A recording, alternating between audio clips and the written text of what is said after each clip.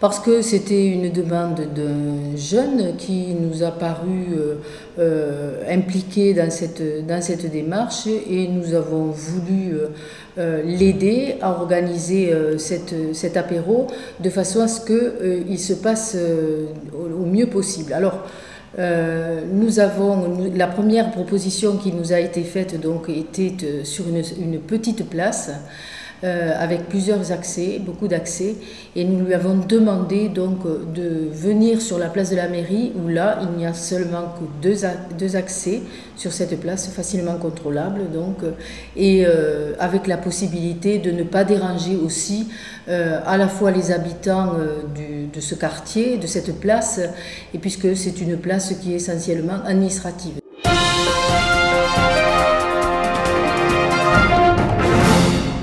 Alors, nous n'avons absolument pas mis des bâtons dans les roues par rapport à l'organisateur. Au contraire, on a essayé de lui faire comprendre qu'une telle organisation d'une soirée, même si elle dure 2 heures, il faut mettre les moyens en termes à la fois de logistique et des moyens en termes de sécurité.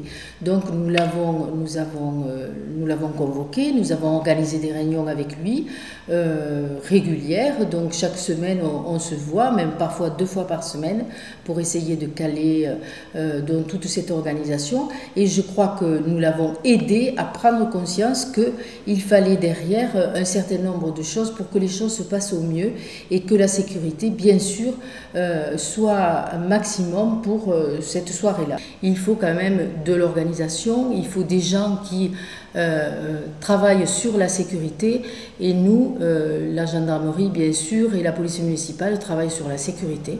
Donc nous avons souhaité que tous ces personnels soient là pour, avec lui, travailler sur cette soirée.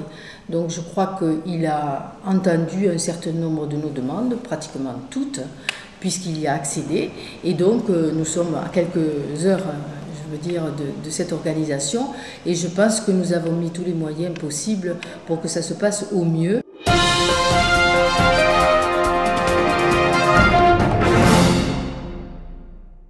Alors la mairie n'est pas co-organisatrice, puisque là nous avons affaire à un bénévole, ce n'est pas une association, donc nous travaillons nous, tout au long de l'année sur des organisations de festivités avec les associations, et là nous sommes co-organisateurs, en tous les cas en termes de logistique, et là ce n'est pas le cas, donc nous venons en soutien et en aide pour cette organisation, et nous lui prêtons un petit podium pour qu'il puisse installer sa sono de façon à faire un peu de musique.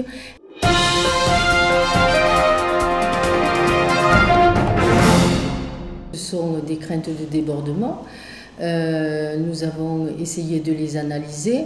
Je pense que les moyens qui seront mis en œuvre permettront de gérer ces débordements s'il devait y avoir des débordements.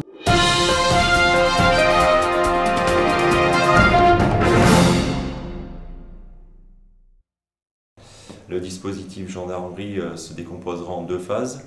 La première phase, si on peut donner un créneau horaire entre 18h et 22h30, 23h, fin de l'événement, qui consistera à assurer la tranquillité publique et le maintien de l'ordre public sur l'agglomération et plus particulièrement donc, sur la place de la mairie où va se dérouler cet événement, puisque au jour d'aujourd'hui et jusqu'au dernier moment, le nombre de personnes se rendant sur site sera inconnu. Et dans une deuxième phase à compter de 23h, 22h30, 23h, il y aura des contrôles d'alcoolémie aux sorties des agglomérations, de l'agglomération gaillacoise. Pendant la manifestation, nous serons dans l'agglomération de Gaillac, que ce soit en véhicule ou à pied, avec des patrouilles pédestres, toujours pour assurer la tranquillité publique, mais en aucun cas nous n'interviendrons sur la place, ce qui en même temps permet d'être dans l'esprit de cette manifestation, donner libre cours à ce qui va s'exprimer sur la place de la mairie. Notre action demain soir s'inscrit dans un but essentiellement préventif, qu'il s'agisse de la protection des personnes et des biens dans la première phase, puisque il y aura des rassemblements sur les parkings. Et donc, entre autres, notre mission donc dans l'agglomération sera d'assurer cette protection des biens en ce qui concerne les véhicules et aux alentours proches de la manifestation, donc la protection des personnes. Alors, le filtrage en lui-même, il faisait partie des hypothèses de travail que nous avions avancées lors de nos diverses réunions.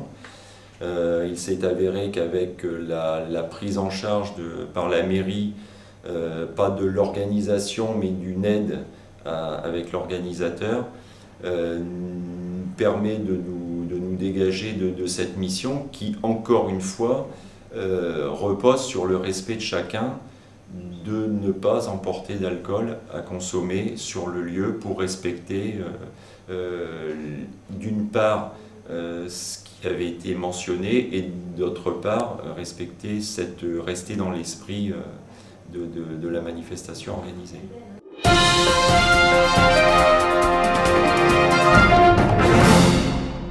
Nous avons un arrêté sur les mois de la belle saison, un arrêté qui interdit la consommation d'alcool sur la voie publique. Donc là, il fallait donner une autorisation. Je n'ai pas donné cette autorisation de consommer de l'alcool pour cette manifestation. Donc ce sera sans alcool. Et donc nous espérons qu'avec des gens qui ont envie de se rencontrer, puisque l'esprit de cet apéro c'est la rencontre et la connaissance des uns et des autres, les gens qui vont se rencontrer pourront discuter, ils n'ont pas besoin d'alcool pour discuter. Nous avons notre groupe Addictologie donc, qui sera présent. C'est un groupe qui est au sein de la mairie, mais aussi qui est au niveau départemental, c'est l'AMPA, c'est une association qui s'occupe donc d'addictologie et qui permet donc de prévenir tout ce qui est effet de l'alcool. L'apéro géant qui s'organise sur la ville sollicite le groupe Addictologie, qui est un groupe qui s'est créé à l'occasion de l'entrée de la ville en 2007 dans la politique de la ville. Et les différents thèmes qui se déclinaient au niveau de la santé avaient fait apparaître un besoin un petit peu de prévention et d'information autour des addictologies au sens le plus large.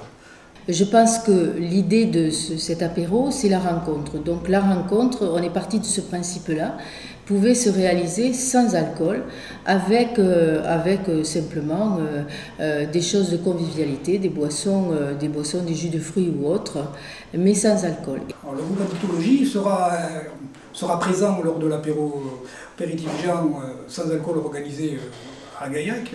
4 personnes du groupe participeront à une dégustation de cocktails sans alcool et un échange et une diffusion de cocktails sans alcool, puisque l'objectif un petit peu de cette action du groupe est de montrer qu'on peut faire la fête, ça peut être festif et pas forcément besoin d'alcool, puisque souvent dans les représentations on associe fête et alcool. Je crois qu'il faut aussi se détacher de l'idée que l'alcool est obligatoirement synonyme, l'alcool fort et l'alcool synonyme de convivialité. Il y a beaucoup d'autres choses qui sont au cœur des rencontres et on peut se rencontrer, discuter entre nous sans avoir obligatoirement un verre d'alcool à la main.